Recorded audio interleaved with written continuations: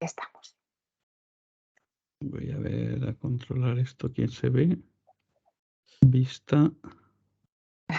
Bueno, pues nada, te voy presentando, Muy bien. aunque creo que te conoce casi todo el mundo. Esta tarde nuestro ponente es Javier Júdez Gutiérrez, como digo, bien conocido de muchos de vosotros. Él es médico, trabaja en Murcia y siempre con bastante lío, no sé, debe ser la persona más ocupada del universo, más o menos. Y como sabéis, también lleva una larga ya trayectoria en temas de bioética, especialmente en cuestiones relativas al tema del que va a hablar hoy, que es la planificación compartida de la atención, es decir, en general el tema de final de la vida y el modo de afrontar ese final de la vida, pues haciendo una tarea de acompañamiento, de comunicación y de planificación, ¿no? Como sabéis, tiene también un papel muy relevante dentro de la Asociación de Bioética Fundamental y Clínica, de la que ahora es su vicepresidente, pero también es el que coordina la comisión científica de la asociación y otras muchas tareas que os ahorro, ¿no? Como sabéis, ya he comentado en otras ocasiones, todas las sesiones del seminario de este año se dedican a temas que tienen que ver con el proyecto de investigación en el que también Javier participa, que se titula Educación en Bioética y Deliberación Democrática. Y en este proyecto el planteamiento es intentar, pues, promover un modelo deliberativo de toma de decisiones, pero que además sirva, pues, como elemento de formación básica, ¿no? Tanto de los profesionales sanitarios y sociosanitarios como de la ciudadanía en general, ¿no? Con lo cual, bueno, pues lo que nos va a contar hoy Javier va un poco de planificación compartida, pero sobre todo centrándose en ese aspecto del proceso deliberativo. Así que nada, Javier, muchísimas gracias por tu participación y te escuchamos. Pues muchas gracias, Lidia. Gracias a todos. Veo que tenemos edades diferentes. Me interesa centrar los aspectos porque, bueno, yo me empiezo a repetir bastante sobre el tema de la planificación compartida de atención, a la que vengo dedicando pues, las últimas décadas. No con esta denominación, pero en torno a esta temática. Y me interesa, como ha comentado Lidia, centrarnos en el tema de los aspectos que giran en torno a nuestro al modelo de deliberación que manejamos en bioética y cómo podemos acercarnos a la formación de los profesionales, a cambiar, a de alguna manera contribuir al paradigma de las decisiones, ¿no? Que realmente seamos útiles como profesionales a las personas que están en situación de vida que, bueno, a partir de un reto de salud en el cual pues tienen que afrontar una serie de retos, de amenazas, de sufrimiento, de posible afectación de su proyecto vital y cómo pues eso puede influir. Por eso hemos pues enumerado una serie de aspectos que me parece que son ideas clave y que si nos fijamos en nuestro modo clásico de construir, no sé, la deliberación, bueno, por supuesto, perdonad, antes tenía que decir, ya ha presentado Lidia algunos aspectos, pero lógicamente el trabajo pues es un trabajo sobre el que se construye en los últimos tiempos, tanto en mi estancia en Murcia como, bueno, pues en el trabajo en los proyectos de bioética que he podido participar y en las dos asociaciones, o en la Asociación de Bioética que impulsamos hace ya más de 25 años, ya para 30, bueno, nuevas asociaciones que impulsan, intentan centrarse en ese monográfico, ¿no? Como decía, este es el aspecto más o menos clásico. Este, de hecho, es una diapo de Lidia, de su docencia.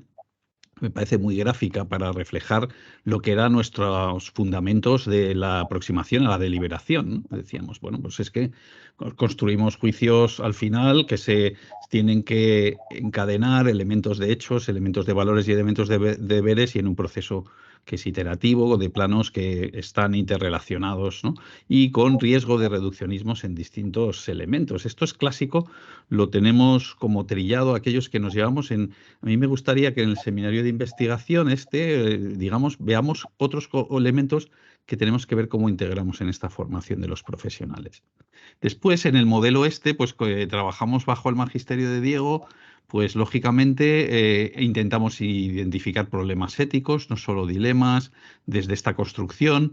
Trabajamos con una predominancia, bueno, del lenguaje de los principios por el éxito y por lo que supuso en el nacimiento de la bioética en los años 70 y en el impulso, digamos, pues civil y, bueno, y cómo entroncaba con toda la tradición sanitaria, como una ética de la responsabilidad que analizaba principios y circunstancias y con una identificación de conflictos de valores para establecer al final unos cursos de acción extremos, intermedios y tomar una decisión que no deje de tener en cuenta la convicción.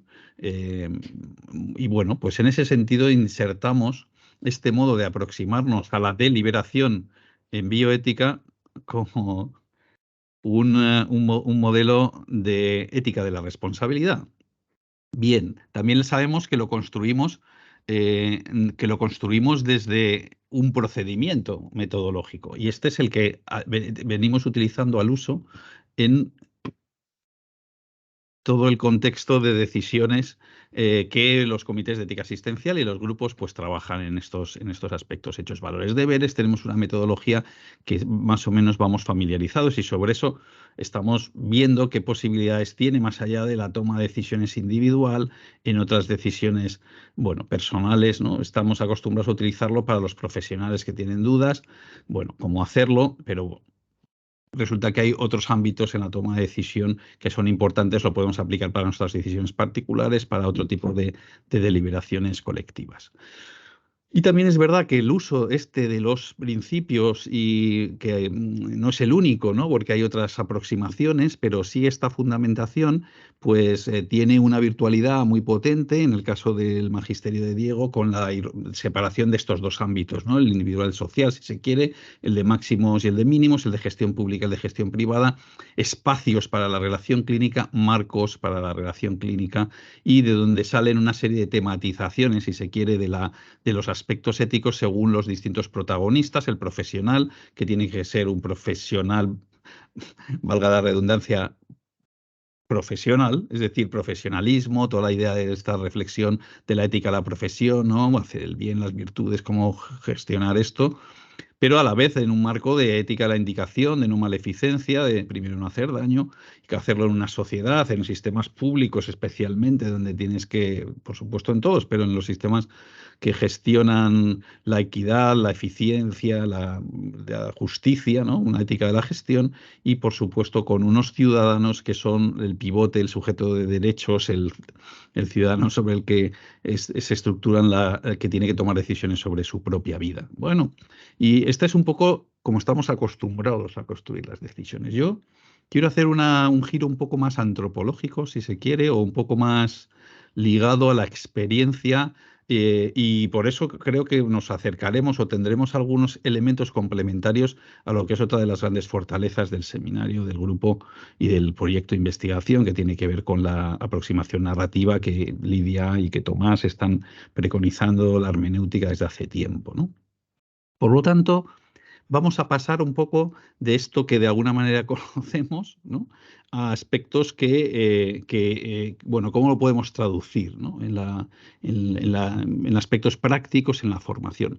Bueno, conoceréis este modelo, que es el modelo que durante una década pues desarrollamos en la Fundación de Ciencias de la Salud, también con Diego, en algunas de las formaciones, de los modelos de formación que intentábamos, ¿no? Es decir, como el profesional no solo tiene que saber, tiene que hacer. Y como tiene que hacer, tiene que adquirir una serie de competencias que se basan en conocimientos, en habilidades y actitudes, pero entre las cuales están en el corazón de las competencias básicas, están elementos que giran en torno a algo central en la relación clínica que tiene que ver con cómo las personas hablamos, nos comunicamos y cómo el componente deliberativo, ¿no? De la toma de decisiones, ¿no?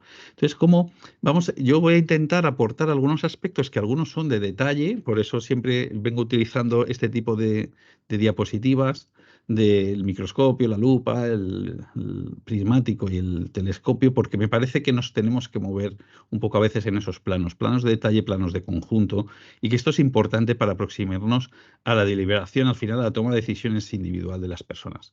Bueno, ya soy cansino con esta diapo que es que me parece fundamental para entender muchas de las complejidades de las decisiones que adoptamos, porque no solo tenemos un triángulo entre médico o profesional de la salud, paciente y enfermedad, sino que tenemos más bien una pirámide. La base puede ser cuadrada o puede ser más compleja.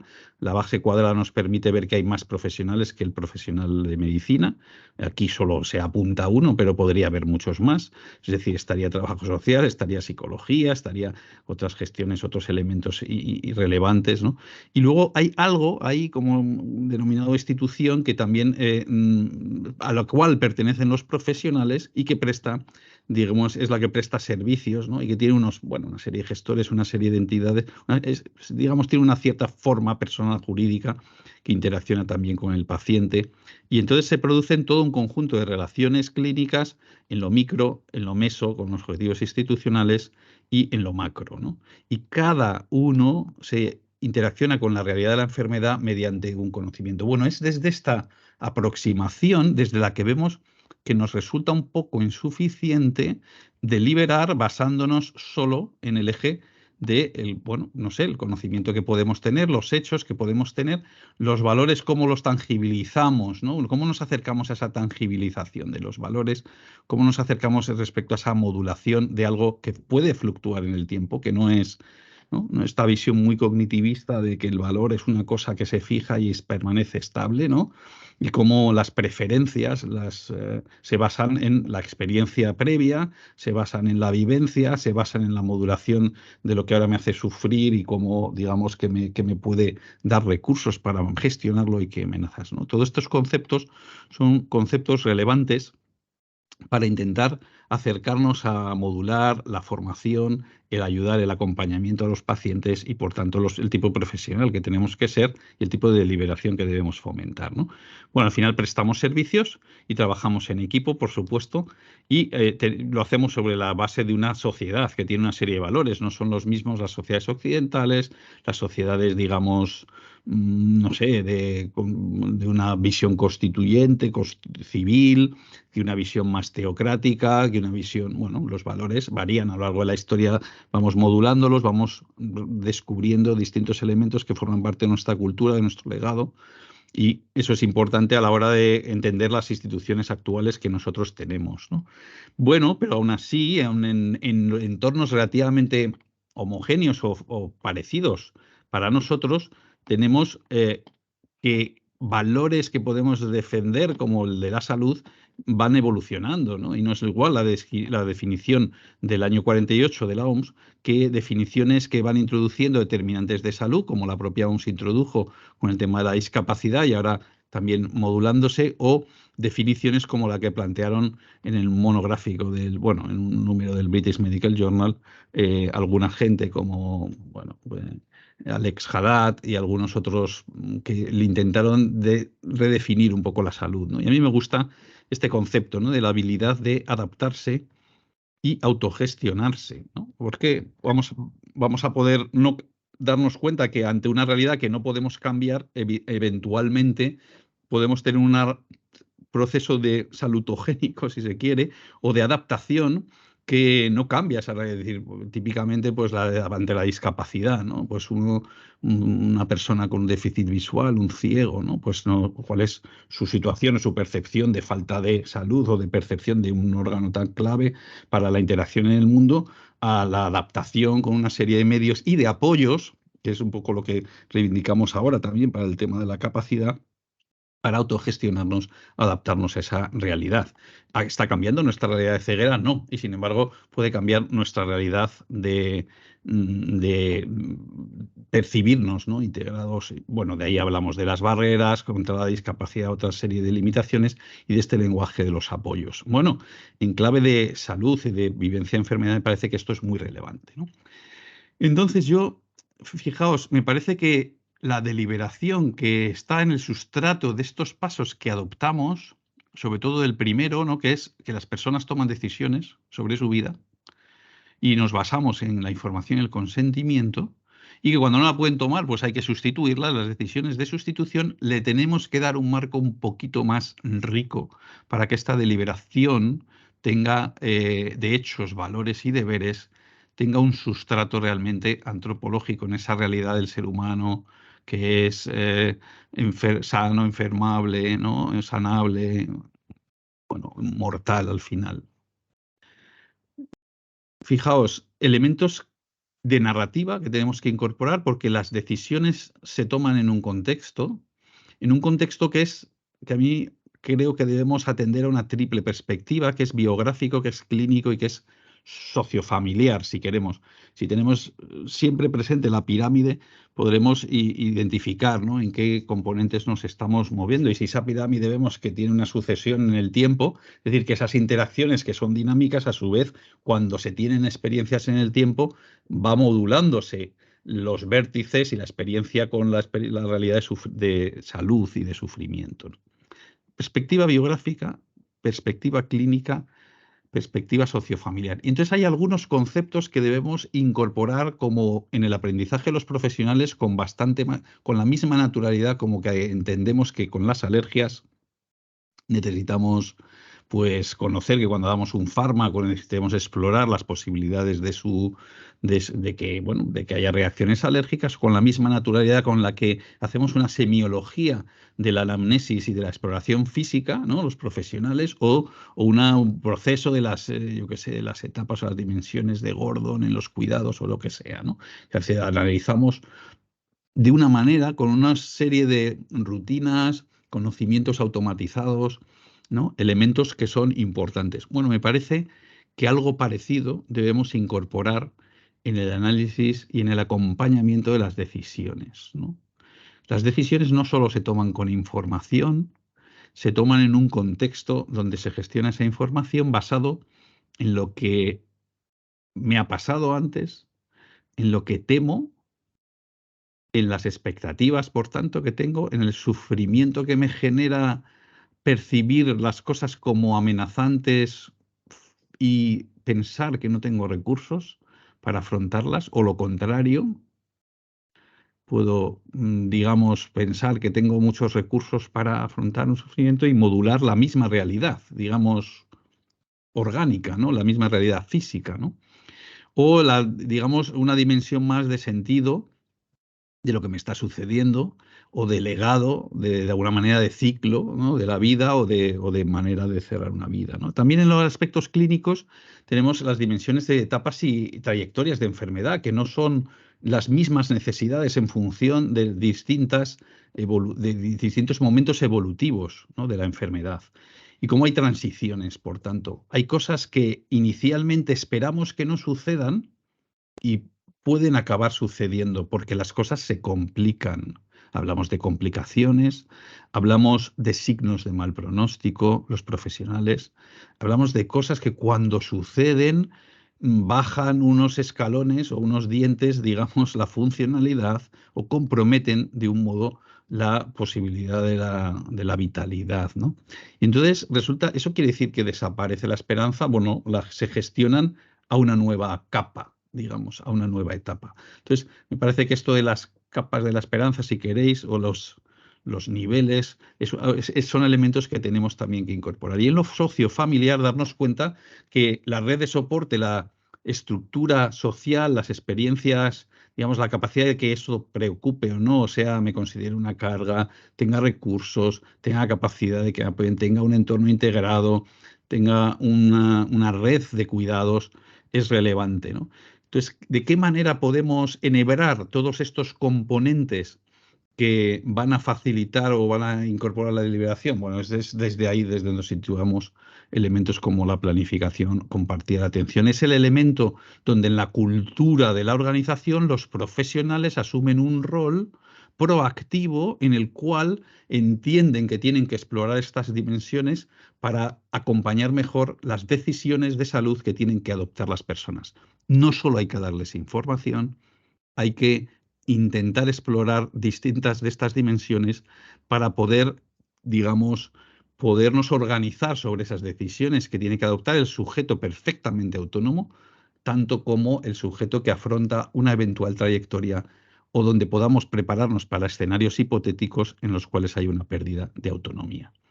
Por lo tanto, Hablamos de autonomía como el eje central de que debemos promover de la ética de la elección y de las decisiones, pero la entendemos habitualmente como una autonomía relacional y habrá que explorarlo. Para alguien eso, la relacionalidad podrá ser conjunto vacío y ser el mismo, digamos. Difícilmente esa es la experiencia que tenemos los profesionales en sociedades mediterráneas, desde luego, como la nuestra, porque el componente familiar es enormemente importante para el sujeto. No, bueno, que quiera aislarse, pues lo podrá reivindicar así, tiene derecho a hacerlo, pero es una autonomía, como poco es algo elemento a explorar. Y la toma de decisiones compartida, que no consensuada. Sé que cada vez que creamos palabras, consensuada puede serlo o no, pero compartida significa que adaptamos en el proceso, incorporamos la importancia que tiene el contexto de sociofamiliar, el contexto clínico, el contexto biográfico para la persona, de tal modo, y el papel de los profesionales, los distintos profesionales que participamos en los distintos puntos de atención, para ver digamos, de qué manera podemos soportar, acompañar, apoyar esas circunstancias, ¿no? Pues esto sería lo sustantivo. A partir de ahí lo que vienen son desarrollos, pequeños apuntes que enhebran con cosas que ya conocemos, cosas que intentan profundizar en esto, cómo tangibilizarlo en el proceso clínico o de educación o de formación de los profesionales. Bueno, el elemento de que la persona es la que toma decisiones, evidentemente tiene un componente filosófico que esto paso rápido, que es esta conciencia del deber, que tomamos decisiones, que el ser humano es un ser para para la decisión, salta muy rápido. Bueno, y este es un poco los fundamentos bueno, de la antropología, ¿no? Y de la raigambre ética, ¿no? De la acción humana, ¿no? Experiencia de obligación, la capacidad de proyectar, ser responsables de lo que hacemos. Bien. Por otra parte, tenemos esta idea de que cuando construimos algo, cuando tenemos un nuevo empeño, cuando salimos responsables de un quehacer o de un proyecto, casi siempre lo hacemos a caballo entre lo que tenemos del pasado, el retrovisor, lo que estamos realizando en el presente, ¿no? El vehículo en el que nos desplazamos y qué características, ¿no? tenemos en este momento de cosas que podemos hacer, en el terreno en el que nos desplazamos, ¿no? Y también hacia dónde, ¿no? Ese desafío de futuro, ¿no? Y también lo hacemos desde una realidad que se ha ido haciendo más sofisticada. Hablamos de la inteligencia artificial, cómo va a modular nuestras tomas de decisiones o no. Pero lo mismo nos sucede sobre cómo nos entendemos con las neurociencias en un equilibrio de sistemas complejos, ¿no? Que tiene que ver con una estructura física, que tiene unas características, tiene requerimientos de descanso, digamos, de satisfactores y de necesidades a cubrir, pero con una interacción que produce cosas, ¿no? Endocrino, inmune, ¿no? Y unas experiencias con el entorno y con los demás, ¿no? De tal manera que eso genera una interdependencia. ¿De acuerdo?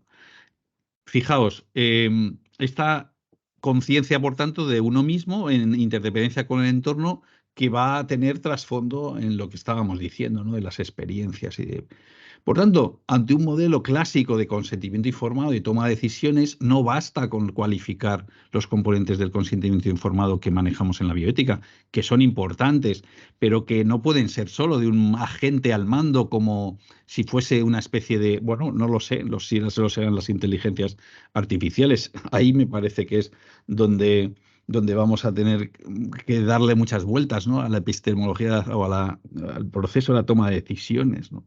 Porque no es una cuestión solo de cálculo, ¿no? Al menos no hasta ahora.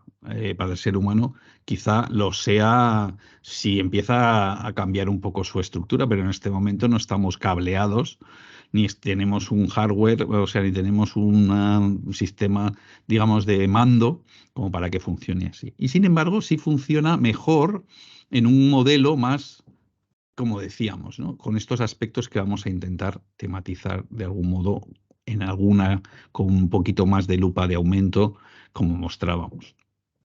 Vale, si no es solo información, entonces decíamos, bueno, sí, claro, los valores, Bueno, también las emociones nos surge aquí, los estilos de comunicación. El puzzle se complica un poquito, ¿no? Porque cómo gestionamos estos elementos, ¿no? Hasta aquellas cosas que valoramos. Cómo lo hacemos en el contexto de una relación y en el contexto de una organización que nos estructura el tiempo, ¿no? Y también lo hacemos en unos ámbitos de acceso de los profesionales a la realidad de la persona en esferas distintas. La esfera, tenemos el privilegio, muchos profesionales, cuando atendemos problemas de salud, de acceder a ámbitos incluso íntimos, ¿no? Pero desde luego privados. Y bueno, eso nos genera todo un conjunto de obligaciones, por supuesto, que conocemos y una serie de deberes, ¿vale? En distintas esferas. Y por tanto, la manera de acceder, de acompañar, bueno, en los momentos en los que se transmite información, resulta que tiene otro correlato y es un correlato que tiene que ver con el componente cultural. Y si no, que nos lo digan a todos aquellos que manejamos cupos con personas de distinta procedencia, ¿no? Ese componente cultural, la gestión de las decisiones, distinta a la gestión de la información, es distinta a la gestión de lo privado, o sea, es distinta en un ámbito de personas del Magreb o personas de Latinoamérica o personas de distintas experiencias o culturales, pues sí. Y la experiencia, la confianza, ¿no? O sea, la realidad, la confianza. No solo transmito información, sino además, de alguna manera, genero un espacio en el cual eh, puedo profundizar en determinadas cosas porque estoy gestionando ese profesionalismo, estoy gestionando ese acompañamiento de la realidad. Bueno, sabéis que lo de los fines es un tema que sí que le hemos dado muchas vueltas al tema desde la bioética. Los fines de la medicina son importantes y no solo son, digamos, curar, eso ya lo sabemos, hay otros elementos, la prevención, el alivio del dolor y sufrimiento. Me voy a quedar con este elemento del componente del sufrimiento. Creo que no le hemos dado la relevancia, o sea, no tiene el traslado suficiente en nuestra actividad profesional y en nuestras rutinas. Y por lo tanto, ni siquiera nuestros análisis exactamente de los problemas morales. Y ahora resulta que hemos abierto la sociedad, como a través de los deseos de nuestro legislativo, las líneas rojas sobre el tema de la ayuda médica para morir. Y claro, pivotan en torno a una realidad que es el sufrimiento intolerable. Y de repente uno empieza a ver lo que hacemos lo que caracteriza nuestras acciones profesionales y dice, ¿dónde está aquí la exploración, la modulación del sufrimiento? ¿Dónde está explícitamente esto abordado? ¿Dónde está explícitamente esto en los planes de actuación? ¿Dónde está en la exploración? ¿Dónde está en el acompañamiento? Y salvo que te encuentres en situaciones muy específicas, ¿no? De nichos de trabajo, como pueda ser cuidados paliativos o trabajos en el ámbito sociosanitario más en entornos de trabajos de equipo, pues en general es un lenguaje que no está en nuestro lenguaje clínico, en nuestra manera de registrar la información. Y sin embargo es central a la toma de decisiones. Bueno, esto es una paradoja. Es decir, resulta que un elemento que es básico a los fines del ser humano, pero a los fines de las propias profesiones, pues no tiene un correlato suficientemente potente en el abordaje de la formación ni en el abordaje de la materialización o de las rutinas de trabajo.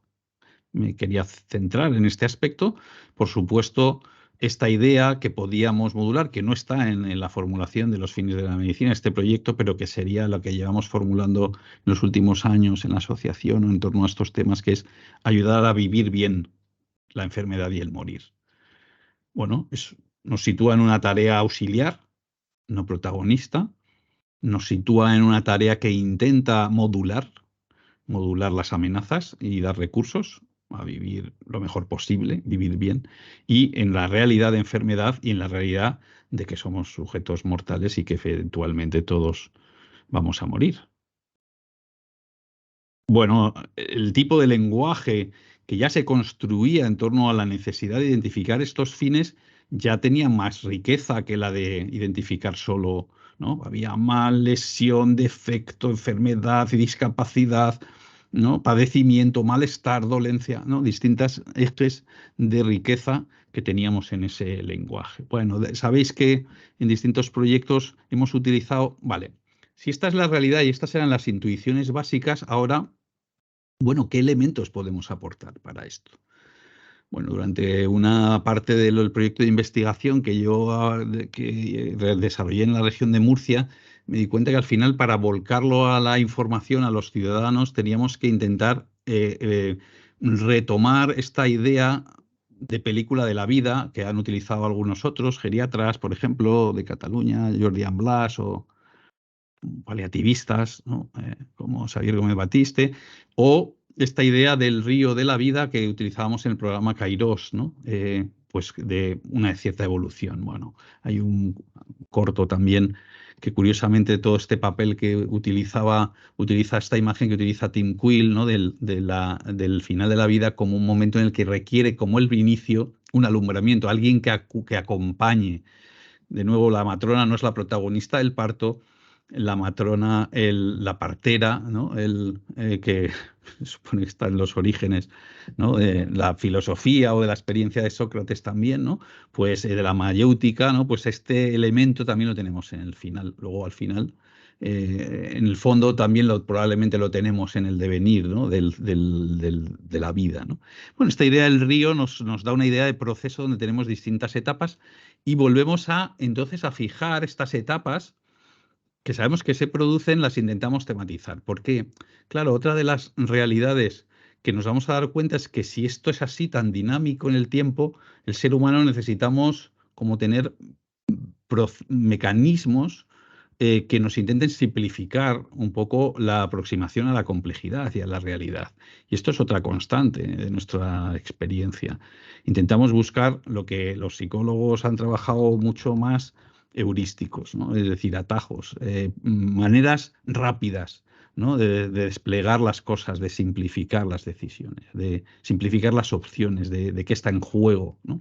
Entonces, esta idea de identificar algo tan sin fin, ¿no? Tan fluido como un río, ¿no? En etapas, pues tiene el interés de poder abordar de manera viable, ¿no? Esos aspectos y aquí pues identificábamos tres, ¿no? Es decir, uno tiene un escenario que con salud establece escenarios hipotéticos por si acaso, planes por si alguna cosa va mal, o planes por si esto que he visto que le ha pasado a otro, me preparo, ¿no? Escenarios hipotéticos. Y como hay otros escenarios en donde ya me pasa a mí cosas que me comprometen mi modo de vivir hasta ahora y por tanto tengo que vivir con una realidad de enfermedad que me empieza a condicionar funcionalmente, hasta que esa realidad se va complicando funcionalmente, se va haciendo más dependiente, se va haciendo con menos reservas funcionales, por así decirlo, más en la reserva de las distintas funciones importantes de nuestra vida, y tenemos que ponerle golletazo. Eso es la idea de las trayectorias, esa es la idea de contribuir, es la idea de que los profesionales tengamos unos mapas que nos permitan acercarnos al acompañamiento de esas distintas maneras de experimentar retos en la funcionalidad con distintas necesidades, que eso es lo relevante. Y por tanto, pues identificamos clásicamente esas trayectorias, esa idea del momento de oportunidad, esta idea de la partera que decíamos, esta idea de que no manejamos, por tanto, manejamos un sujeto que experimenta una serie de miedos, que experimenta una serie de incertidumbres, que tiene que concretar en el tiempo cosas. La gestión del tiempo es una gestión también enormemente importante, ¿no? Para la toma de decisiones, ¿no? El tiempo oportuno, esa es la idea de Kairos, ¿no? El tiempo oportuno. Bueno, no siempre tenemos ese lujo, pero es otro elemento que tenemos que incorporar a las decisiones, ¿no? De tal manera que no nos suceda con esto del río, o sea, esta sensación de que siempre es demasiado pronto hasta que es demasiado tarde, ¿no? Esto es un poco una constante también de la experiencia a veces del ser humano, ¿no? Como que cuando tenemos la oportunidad de prevenir, o cuando tenemos la oportunidad de anticiparnos, o cuando tenemos la oportunidad de planificar, no siempre lo hacemos, ¿no? No siempre interpretamos bien las señales, no siempre los riesgos están tan claros, no siempre es fácil, ni mucho menos. Bueno, sucede con los paliativos, sucede con otras cosas, es decir, porque Esto se puede interpretar como, bueno, qué bien, qué bueno es darle un paraguas a alguien antes de que llueva, ya, pero también eres un agorero si haces eso, también eres un cenizo, también eres un pero con el sol que hace, pero que a mí qué me cuentas si yo no quiero, ¿no? O sea, también hay circunstancias de la experiencia de las personas que no son fáciles de modular. Cuando reconstruimos la historia y efectivamente se pone a llover, es muy bueno tener un paraguas. Claro, hay cosas que hacemos a pesar de, pero hacemos precisamente aunque sean, y las incorporamos con cierta normalidad. Yo me oís muchas veces hablar de los triángulos y de los chalecos reflectantes y del cinturón. Bueno, esto es un ejemplo de algo que hacemos exactamente por si acaso, ¿vale? Por si acaso, y además te podemos obligar incluso a ponerte una multa porque, mira, no ibas con el paraguas por si va a llover, ¿no? No ibas con el chaleco reflectante por si tienes un accidente y coges el coche, ¿no? Hay cosas en la sociedad que hemos aprendido que está bien, ¿no? Prepararse. Bueno, ¿y por qué no sucede eso con la enfermedad? Con determinadas trayectorias de enfermedad, con determinadas patologías en las cuales ayudamos a la gente a que cosas que, bueno, se están viendo venir, se ven venir, o puede ser que sucedan y que sean una complicación, ¿no? Pues tengamos capacidad, ¿no?, de abordarlo, ¿no? Y si sepamos gestionar esto de la ansiedad o no, o de si son malas noticias, entonces nos dedicamos a hacer proyectos para averiguar, no produce más ansiedad si tienes garantía de soporte. Es decir, que lo relevante no es solo lo que me digas o el momento de que se me suben, ¿no?, las pulsaciones o me generes una cierta incomodidad, ¿no?, en introducir un pensamiento, sino si yo tengo recursos frente a eso en una amenaza que yo no veía y que ahora la visibilizo. Pensemos siempre en esos dos elementos, ¿no? Sin duda, las trayectorias reflejan diferentes personas con diferentes necesidades. Esto lo tenemos claro. Y es importante que, por tanto, no utilicemos, no sé, de manera indiferente los seguimientos que de enfermedades crónicas, según van avanzando en el tiempo, nos van dando de interacción. Porque todas estas que hay aquí, estas son crónicas, ¿no? Y algunas muy avanzadas, ¿no?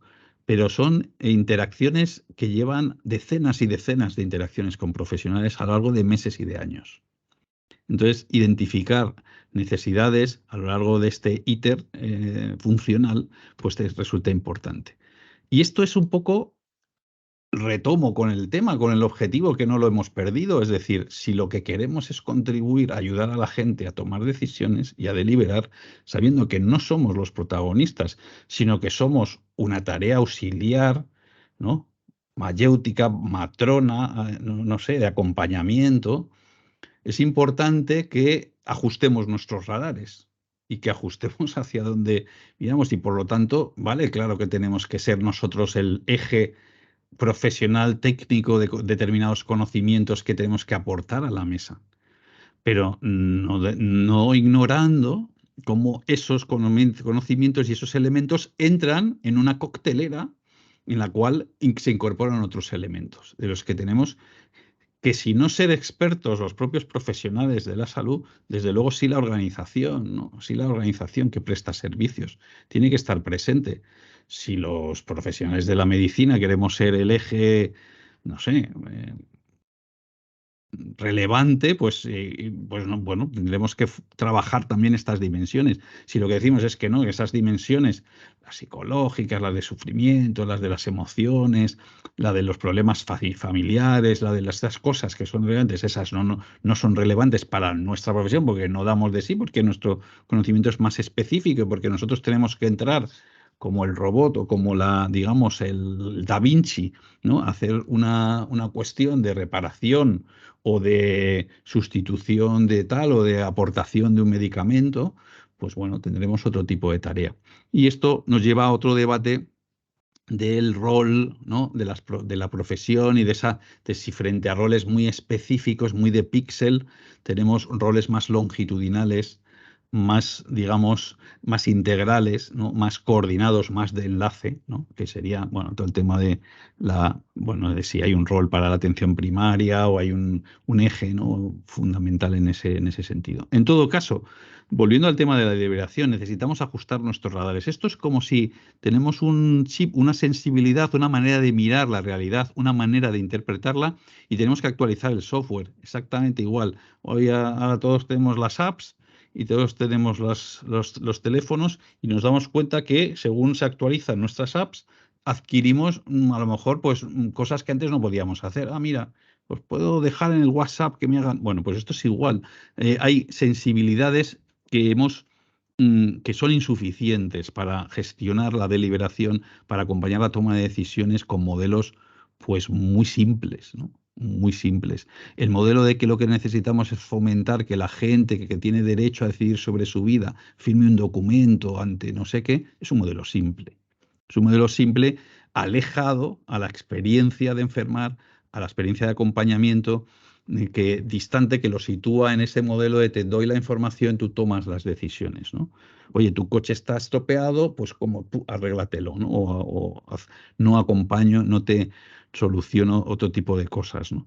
Bueno, estas ideas de sensibilidad de la planificación anticipada supuso una sofisticación del software, pero sigo pensamos algunos que es insuficiente, que necesitamos otra vuelta de tuerca, otra actualización del software de los profesionales, en el que tenemos que incorporar esta idea de cómo acompañamos mejor y cómo acompañamos mejor en el eje con el sufrimiento como eje central, ¿no?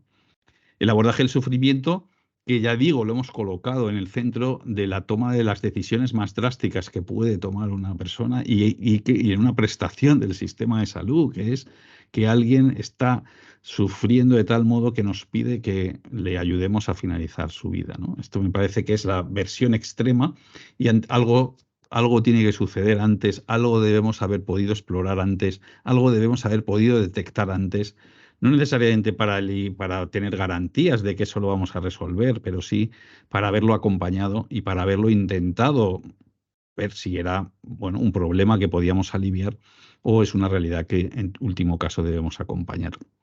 Y esta idea de los casos acompañados y los casos rebobinados, ¿no? Una visión ética, digamos, donde la deliberación no va a ser siempre la deliberación de crisis, va a ser una deliberación, va a ser basada en precisamente un compromiso de no abandono longitudinalizado, de atención progresiva, de gestión preventiva de muchas de las crisis eventualmente, ¿no? Muy distinto a esta manera de abordar las cosas de me llega el caso, crisis, no sé con quién he hablado, tal, no se habla con unos, con otros, un caso que descubrimos de nuevo y que siempre es un parche o siempre es una ética de crisis, siempre es pues una ética, pues eso, pues como la que haces en una guerra, o la que haces en un naufragio, la que haces en un incendio, pues una época o sea, más complicada, ¿no? De que tener los mimbres. Por eso algunos mimbres nos obligamos a tenernos, el chaleco, no sé, porque en esas crisis saldremos mejor, ¿no? Si estamos preparados con algunas cosas por si acaso, ¿no? Pero aún así, pues siempre la realidad efectivamente pues es más dinámica de la que la podemos planificar y tenemos que gestionar estos dos momentos, ¿no?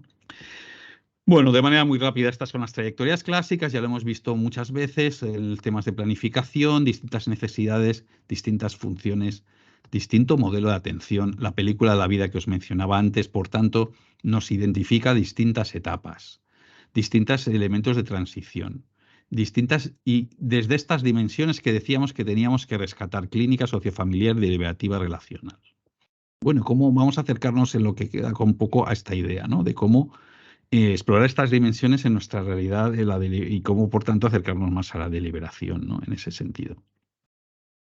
Bueno, el primer modo que lo tenemos es que hoy por hoy no tenemos otro modo de gestionar esto que en unidades de interacción, ¿no? Y las unidades de interacción típicas es una entrevista, es un momento en el cual en un encuentro clínico nos juntamos una persona con otra o nos juntamos varias personas con varias otras, ¿no? Es decir, desde el lado del paciente y su familia y sus cuidadores o desde el lado de los profesionales que atendemos y le cuidamos, ¿no? Y por lo tanto, al final, debemos tener un conjunto de interacciones en este sentido. El asunto es si estas interacciones siempre vienen guiadas de alguna manera en la clave 1, la clave de rebobinar, la clave de crisis, o en la clave 2, en la clave de preparación, la clave de acompañamiento, la clave de anticipación. Por lo tanto, en enfermedades crónicas avanzadas donde la funcionalidad se compromete, tenemos que programar, tenemos que ser proactivos en proponer determinadas intervenciones comunicativas que coloquen en el centro preocupaciones que van a explorar dimensiones que no solo va a ser ¿qué te pasa? ¿Te duele? Tómate esto, voy a ver qué tal te va, te pido la analítica, te pido la prueba complementaria y ya está, ¿no? No solo vamos a tener esos elementos, ¿vale? Necesitamos incorporar la exploración de preocupaciones. Necesitamos identificar la exploración de cosas que puedan suceder y que compliquen las circunstancias. Necesitamos ver cuáles son nuestros chalecos reflectantes y nuestros vértices o triángulos, ¿no?, para en el proceso de acompañamiento de una enfermedad. Bueno, este es el primer elemento. Por lo tanto, manejar esta formación de profesionales que identifican que lo que le sucede al paciente no solo es una tuqueta diagnóstica, sino también una cosa que se sitúa en una etapa en el tiempo con una exploración de la funcionalidad que compromete y cómo están afectados los distintos elementos relevantes para la funcionalidad de una persona, ya sea de sus órganos y sistemas, más físico, ya sea en la dimensión de afrontamiento que tiene, más emocional, más psicológico, ya sea en la capacidad de soporte que tiene, sociofamiliar, que le permite, le da recursos, ¿no?, frente a todo esto. Pues eso lo tenemos que explorar con distintas etapas, la del por si acaso, la del vivir con una enfermedad, la de la vida en jaque y con distintas trayectorias de enfermedad. Y aquí entenderemos cómo, por tanto, podemos la esperanza o ese elemento que puede ser universalizable para el ser humano se concreta en función de distintas urgencias o de distintas, digamos, experiencias o de distintas, bueno, interacciones con la espera y con la esperanza en ese sentido. Desde el tiempo que tenemos que gestionar en las interacciones, explorando esta idea, ¿no? El sufrimiento, amenazas y recursos. Vamos a darle una vuelta a esta idea de las amenazas y recursos constantemente. Este va a ser un eje clave, ¿no?, para interpretar este tipo de cosas. Y con los elementos que decíamos de fundamentación, ya los hemos mencionado, desde el principio, la autonomía relacional y la toma de decisiones compartidas, para hacernos con un mapa que nos ayude a guiarnos en el viaje, sabiendo que el territorio es siempre la vivencia real y por lo tanto que en nuestras interacciones debemos explorar la vivencia real frente al supuesto, digamos, esperado, lo que debemos esperar por el mapa. El mapa es una aproximación, es una herramienta. El territorio es la exploración de lo que se nos está sucediendo, es el diario, digamos, de viaje, ¿no? Estos diarios que tanta literatura han dado, ¿no?, sobre la ruta, ¿no? Oye, Magallanes o el italiano que recogió, ¿no?, la experiencia del viaje de Magallanes y Elcano. Bueno. De este modo es más fácil que podamos ser matronas, que podamos ser acompañantes, que podamos personalizar la experiencia de sentido y de sufrimiento, ¿vale? Bueno, para los que apunte más de fondo técnico, el modelo que subyace detrás de amenazas y recursos es el modelo de nuestros psicólogos clínicos de cabecera, ¿no? Ramón Vallés, Pilar Arranz, Javier Barbero, Pilar Barreto, que desde hace muchos años, ¿no?, nos vienen aportando esta idea de amenazas y recursos, ¿no?, que no solo son para el paciente, también para el familiar y profesional, aunque de distinto modo, ¿no? Se vive en clave de sufrimiento, en clave de duelo, en clave de desgaste, en clave de quemarse, ¿no?, según el protagonista, bueno, de un modo, ¿no? Pero al final es esa idea, ¿no?, central. Por lo tanto, la deliberación, hechos, valores, deberes, tenemos que incorporar elementos que están en relación a las decisiones, otros componentes, experiencias, no sé, expectativas, sufrimiento, o sea, exploración de dimensiones, ¿no?, que tienen que ver con estos elementos para generar algo sencillo, insisto, recursos y amenazas, ¿no?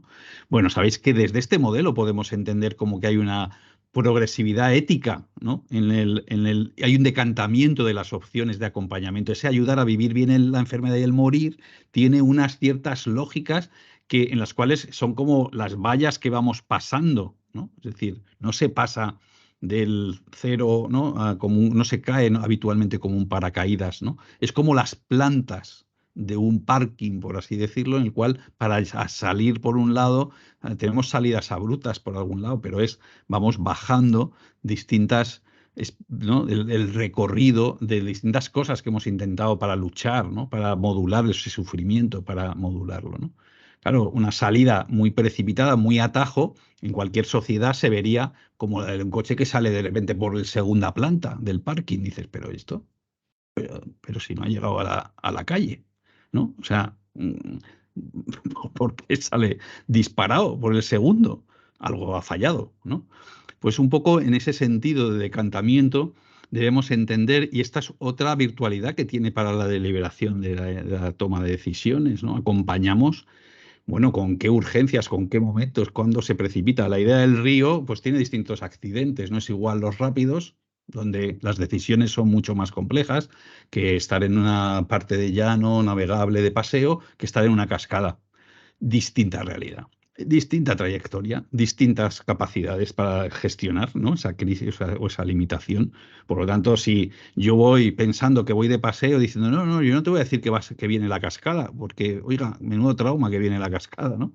Pero la cascada llega, pues bueno, no lo sé. O sea, pues es una manera de afrontar la decisión, pero como poco la debíamos problematizar en ese contexto. Y bueno, hemos abierto este escenario desde esta visión. Creo que se entiende bien que la planificación compartida es ese elemento que vertebra común, es esa disposición del profesional que desde esas interacciones que estamos reflejando acompaña la deliberación, sea lo que brinda la realidad, la vida y la enfermedad. Porque no lo elegimos eso. Lo que podemos elegir es cómo, con nuestro conocimiento, cómo, con nuestra garantía de soporte, cómo, con nuestras intervenciones, nuestros encuentros clínicos, cómo, con nuestra organización, ¿no? Técnica, institucional, prestamos una serie de servicios que acompañan esa realidad de la vida. Por lo tanto, eso es el ambiente en el que tiene que estar, eso es el continuo en el río, eso es como el agua. O sea, debería ser como el elemento del río, no es un elemento accidental. Deliberar, acompañar, hacerlo desde el eje que integra todas estas dimensiones es el componente de la realidad que debemos incorporar. Y si, por tanto, formamos a los profesionales, lo tendremos que hacer compadeciéndonos con esa realidad antropológica y de toma de decisiones.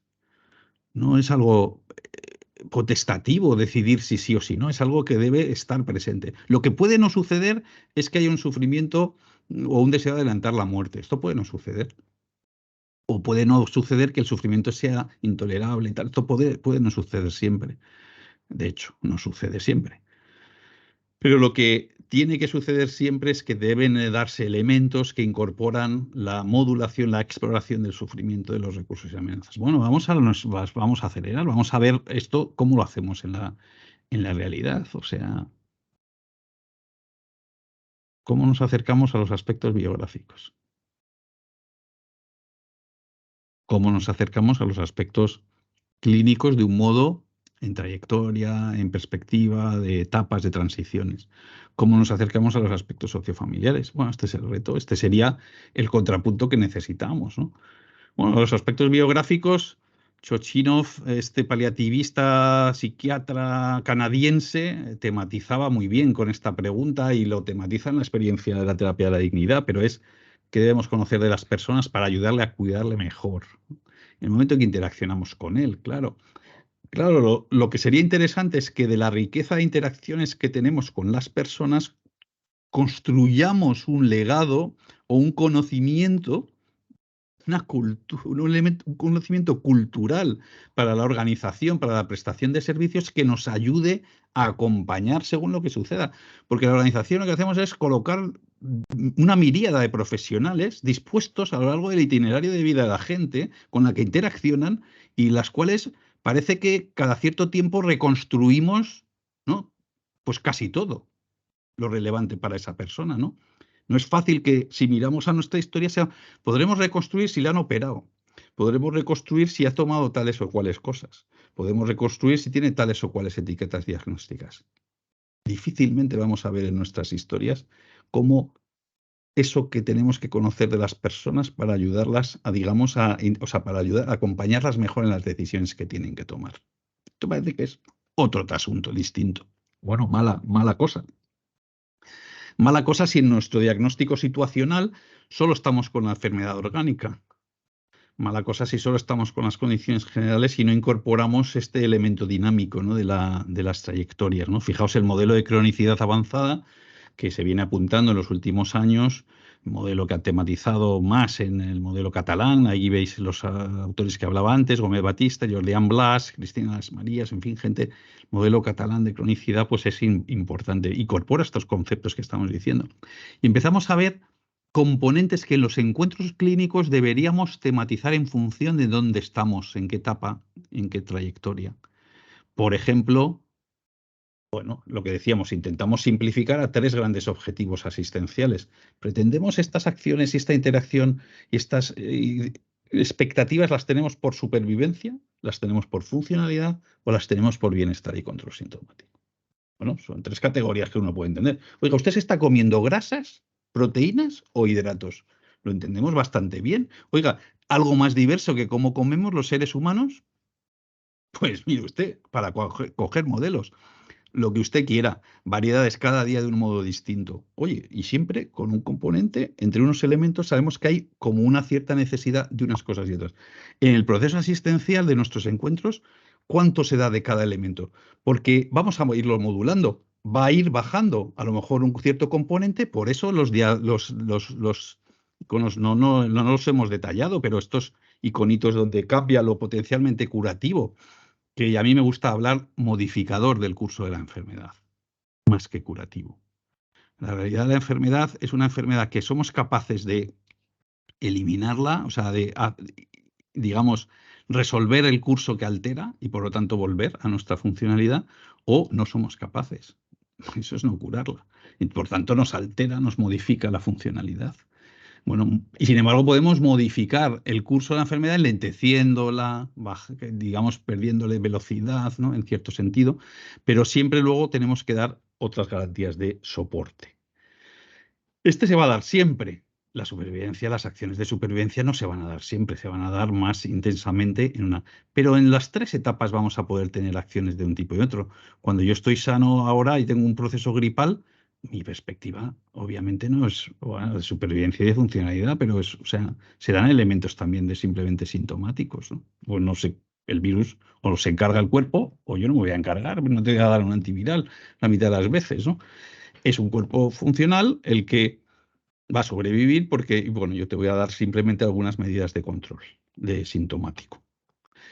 Otros elementos, entonces, esto lo podríamos ejemplificar de manera muy rápida en distintas cosas, trayectorias de enfermedad. Este sería, por ejemplo, cualquier historia clínica que podíamos contar sobre una esclerosis lateral amiotrófica.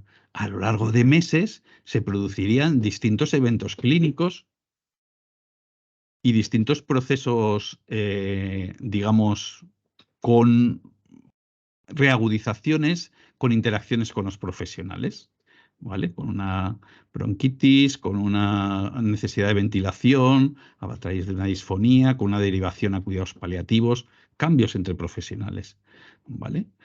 En ese mismo tiempo, evidentemente, las necesidades van a ir cambiando y las preferencias van a ir cambiando también.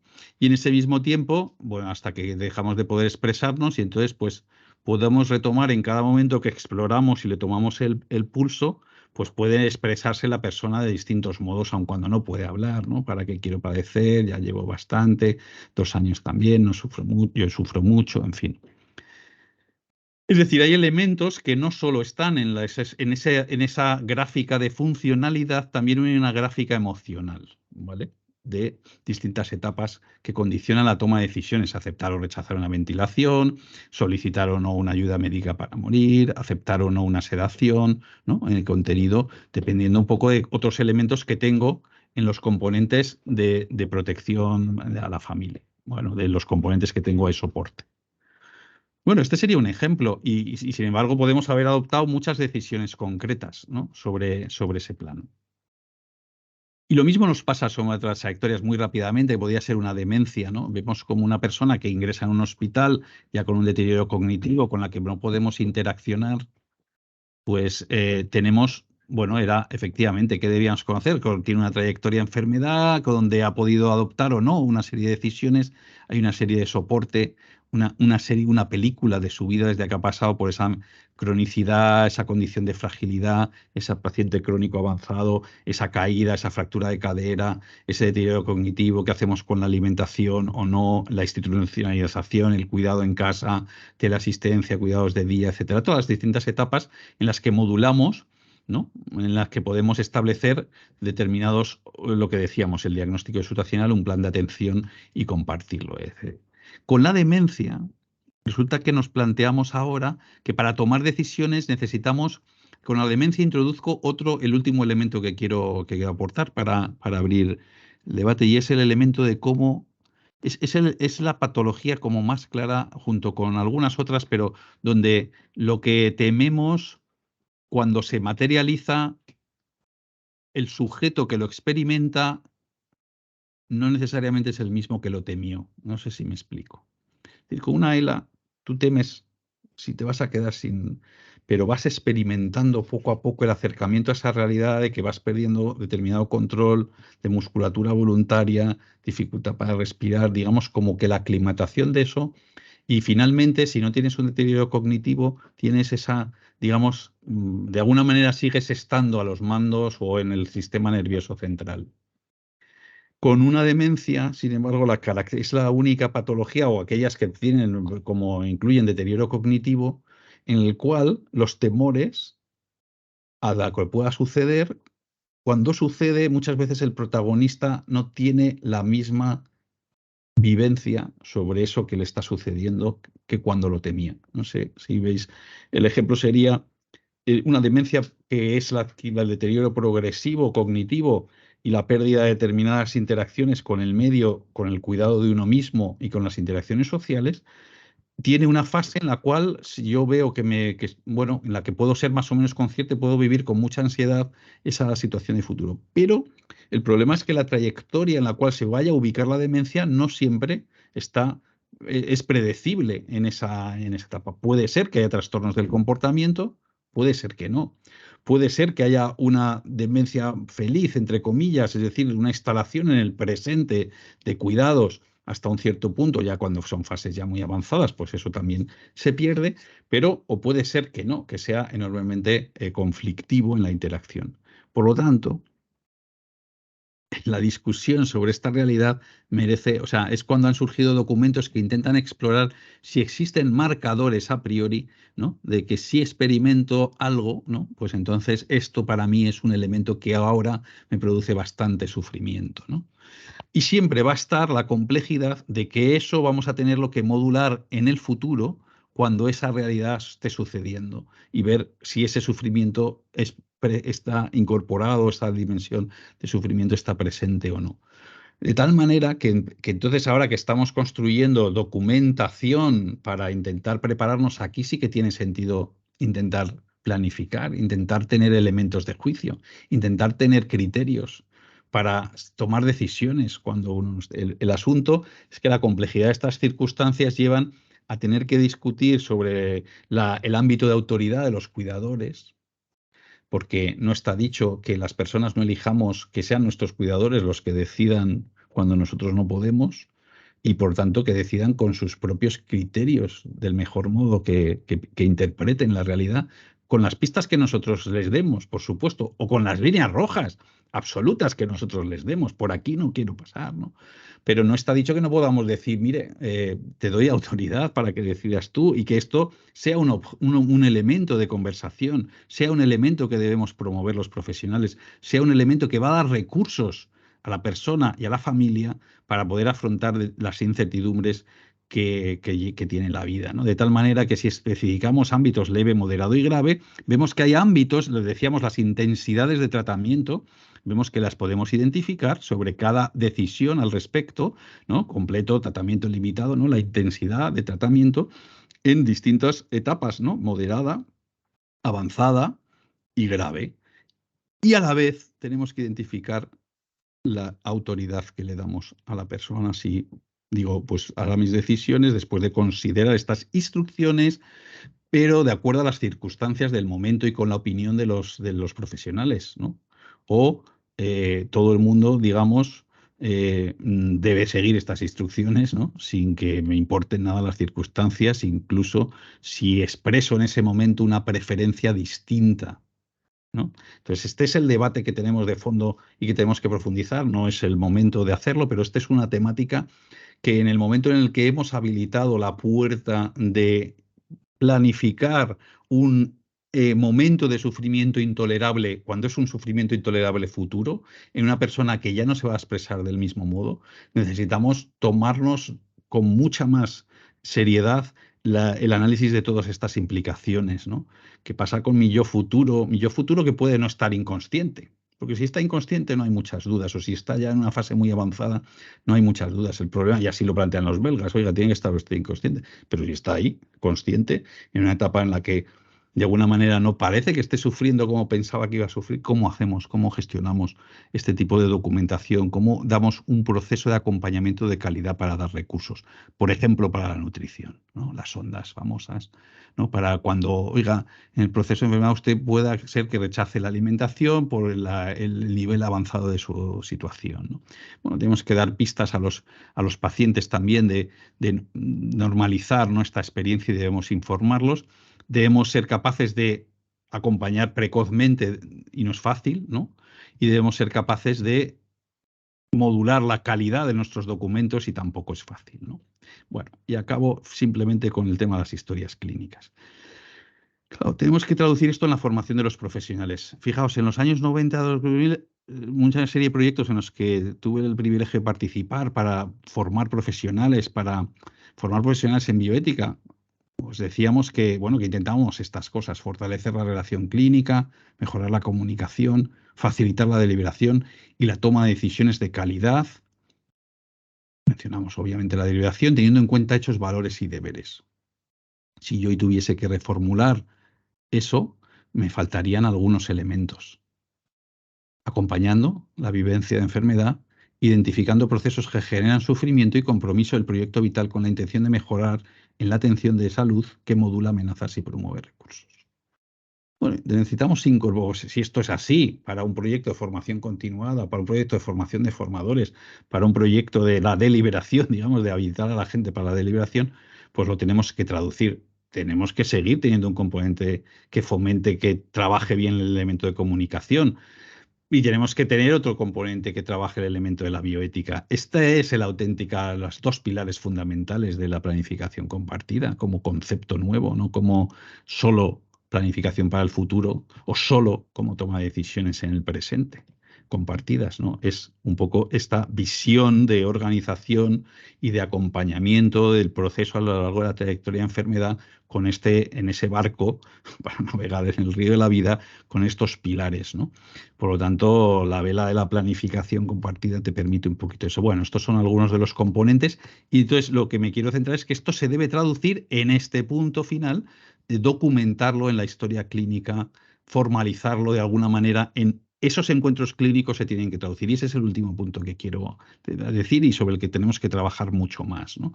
Bueno, la clarificación de cómo entronca las otras aproximaciones, para mí son softwares de versiones previas, es decir, 1.0 si queréis, 2.0. Necesitamos funcionar. Todos sabemos que está muy bien tener el software actualizado porque eso te permite nuevas, ¿no?, capacidades, resolver algunos problemas de seguridad, ¿no? Nos dicen siempre actualiza porque resolvemos este problema de seguridad, pues esto es parecido, ¿no? La planificación compartida es una versión un poquito más evolucionada de eso. Insisto, como tenemos que incorporar este elemento de una manera natural como heurísticos, ¿no?, amenazas y recursos, lo tenemos que introducir en las entrevistas clínicas, ¿no? ¿Qué les pasa? ¿Qué te preocupa? ¿Qué puedo hacer? ¿No? ¿Qué quieres? ¿No? Lo tenemos que traducir para generarnos mapas, que nos faciliten y para generar oportunidades de encuentros que exploren el territorio que está recorriendo la gente, no solo los mapas, ¿no? Y por lo tanto, acabo con esto. Eso se tiene que traducir en las historias, se tiene que traducir en incorporar, darle una vuelta al elemento de cómo somos arquitectos de las decisiones, ¿no? Esta idea de Thaler, ¿no? Cómo somos responsables. Fijaos, tenemos que empaparnos un poco en esta realidad que es súper sociológica de cómo toman las decisiones las personas. Tenemos que profundizar en esta realidad, no ser naifs, no pensar, ¿no? Ya estamos en la información y luego dejar que funcione todo el underground, ¿no? Todas las alcantarillas de las decisiones de las personas, ¿no? No, no, en el río funcionan muchas más cosas. Funciona la gestión de riesgos, y Gerenser ha trabajado mucho eso. Funciona el mecanismos de toma de decisiones, digamos, rápidos, que enmarcan los valores, que enmarcan la incertidumbre, que enmarcan los juicios, ¿no? Esto es los trabajos de Tversky y de Kahneman, lógicamente. Existe un ruido sobre esas decisiones, es decir, existe un ruido en la toma de decisiones que tomamos los seres humanos, imprecisiones basadas en algunos que se deben explicar, y es legítimo, digamos, contribuir, ¿no? Como los elefantitos, ¿no? Nudge, entonces, ¿pero de qué modo? Bueno, ese sería el papel central de la formación de los profesionales para la deliberación.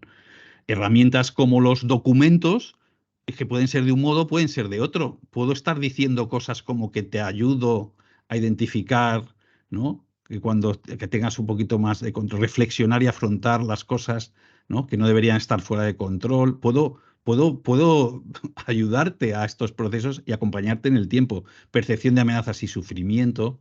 Puedo utilizar este lenguaje para hablar con la gente. Líneas rojas, ¿no? Aspiran a ayudarte a tomar decisiones y a expresarlo, ¿vale? Sepamos qué cosas son importantes. No nos vale solo decir, no, queremos saber tus valores, tus preferencias y tus decisiones, ¿no? Y entonces vamos a hacer un clic, ¿no? Necesitamos documentar también expectativas, líneas rojas, amenazas y recursos, estos elementos que decíamos de autonomía relacional, ¿eh? De tal manera que tengamos conversaciones y encuentros clínicos y lo hagamos, bueno, siendo conscientes que puede ser relevante. Bueno, esto es un ejemplo de documentación y que puede estar perfectamente basada en la legislación más reciente, tanto la LORE como la de capacidad, y conscientes de que tiene que ver un correlato de este documento con la historia clínica. Recoger el estado actual de esos elementos, ¿no? En la historia clínica. Por lo tanto, bueno, hay cosas que podemos. Esto es la estructura de deseos Kairos, que utilizamos 5 deseos y que veis que van utilizando, bueno, van abordando distintos elementos, ¿no? Y uno es el estilo de representación que le quiero dar a mi representante. Otros son las líneas rojas, el por si acaso, pero también marcadores de sufrimiento intolerable.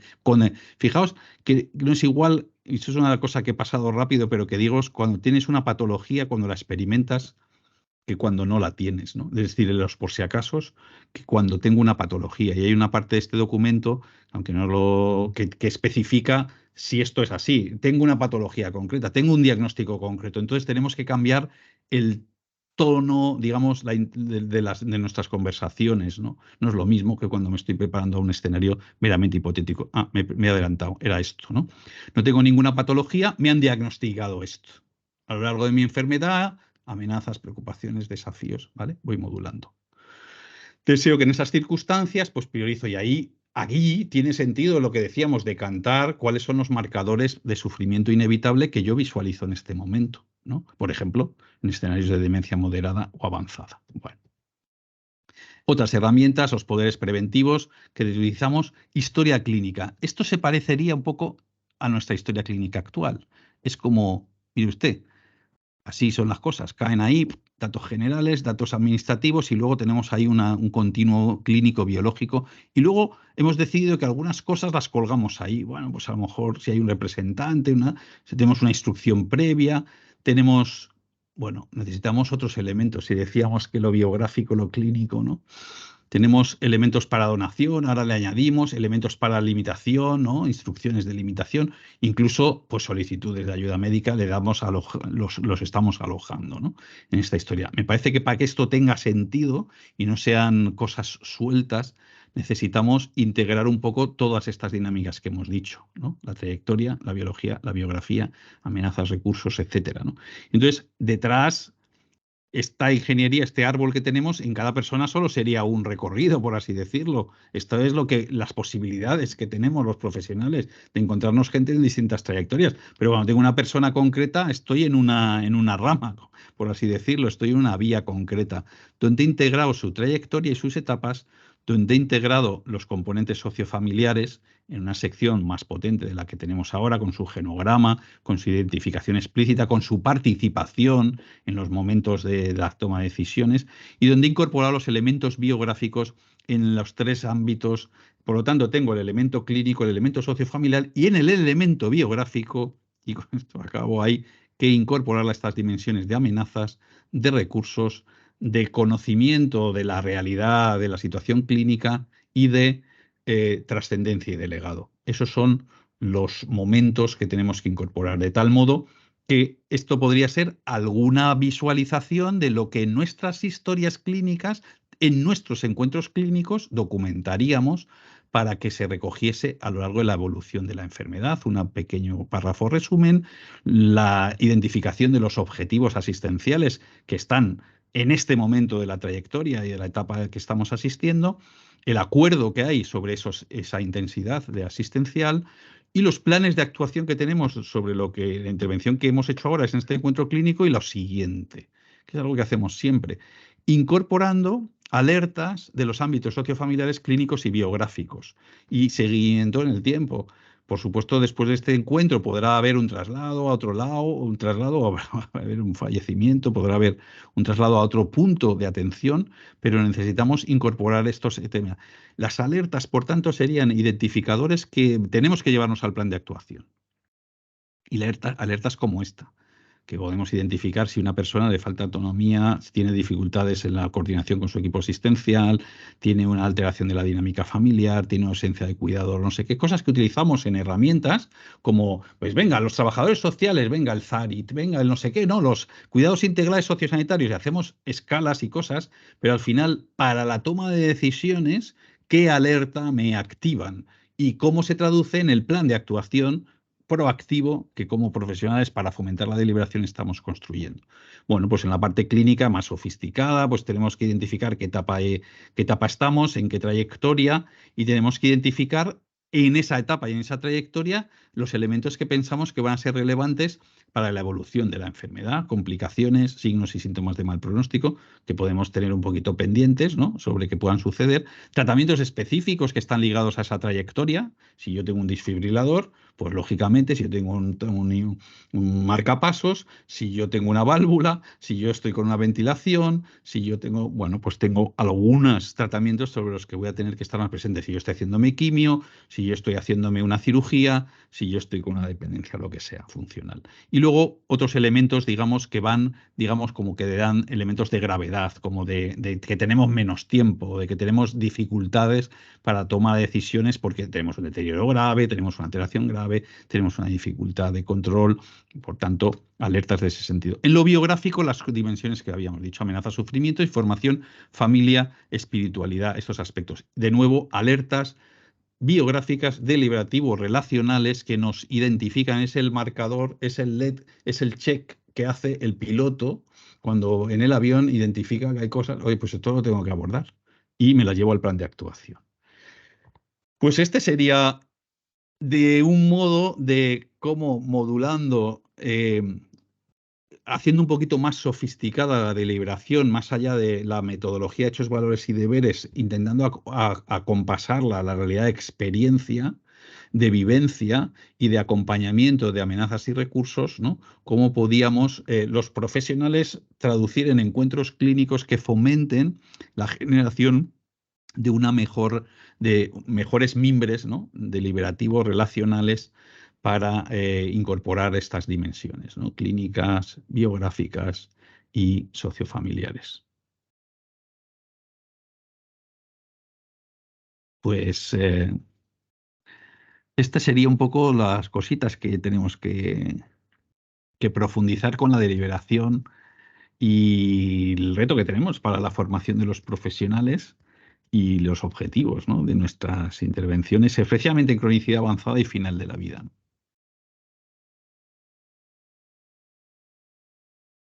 Quito ya Pues, esto. pues muy bien, muchísimas gracias, Javier. Muy, muy interesante. Yo creo que da para pensar muchas cosas.